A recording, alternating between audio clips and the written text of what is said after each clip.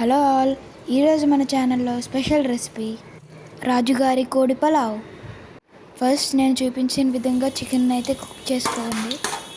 ఇప్పుడు ఆయిల్లో నేను చూపించిన స్పైసెస్ వేసుకోండి. నెక్స్ట్ పచ్చిమిర్చి అండ్ కరివేపాకు, ఆనియన్స్ ఫ్రై అయిన తర్వాత అల్లం వెల్లుల్లి పేస్ట్ ఇవన్నీ కలిపి బాగా ఫ్రై చేయండి.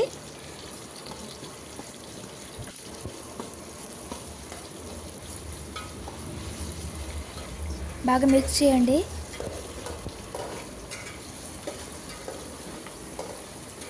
ఇప్పుడు పుదీనా అండ్ కొత్తిమీర వేసుకోండి. ఇది మా హోమ్ గ్రోన్ పుదీనా అండ్ కొత్తిమీర, ఇట్స్ ఆర్గానిక్. కొంచెం ఫ్రై చేసుకోండి. వాష్ చేసుకున్న రైస్ని తీసుకోండి. మేమైతే 2 గ్లాసెస్ ఆఫ్ రైస్ తీసుకున్నాము. రైస్ వేసిన తర్వాత బాగా ఫ్రై చేయండి. ఈ రాజుగారి కోడి పలావ్కి రైస్ మెయిన్ బాగా ఫ్రై చేయాలి. లైట్గా పసుపు వేసుకొని ఫ్రై చేసుకోండి.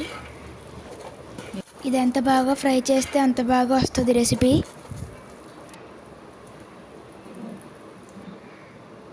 ఇప్పుడు సరిపడినంత సాల్ట్, 1.5 స్పూన్ చిల్లీ పౌడర్, ధనియాలు అండ్ మసాలా పొడి కలిపిన పౌడర్ని తీసుకోండి 2 స్పూన్స్.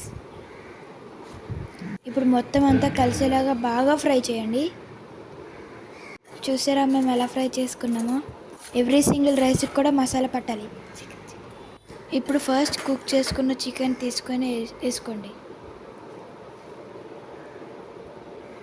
చికెన్ వేసి ఒకసారి బాగా కలిసేలాగా మిక్స్ చేయండి.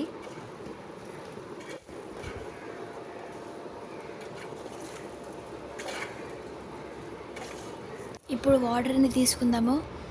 1 గ్లాస్ రైస్కి 2 గ్లాసెస్ వాటర్. మేము 2 గ్లాసెస్ రైస్ తీసుకున్నాము, సో 4 గ్లాసెస్ వాటర్ తీసుకోవాలి. బాగా మిక్స్ చేయండి. ఇప్పుడు బాగా బాయిల్ అవుతున్నప్పుడు ఈ స్టేజ్కి వచ్చిన తర్వాత మేమైతే నిప్పులు వేసుకున్నాము. ఓ 15 మినిట్స్ తర్వాత చూడండి. చూసారా, వేడి వేడి రాజుల పలావ్ రెడీ. అంతే, సింపుల్ పలావ్ రెసిపీ. మీకు కూడా నోరు ఊరుతుందా? ఇంకెందుకు లేట్, త్వరగా వెళ్ళి ట్రై చేయండి మరి. ఇప్పుడు మా మమ్మీ అయితే నాకు సర్వ్ చేస్తుంది. చూద్దాము రెసిపీ ఎలా వచ్చిందో.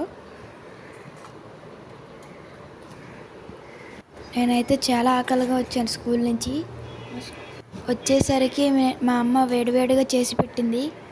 ఈరోజు టీచర్స్ డే కదా, స్కూల్ హాఫ్ డే. సరే రండి టేస్ట్ చూద్దాం.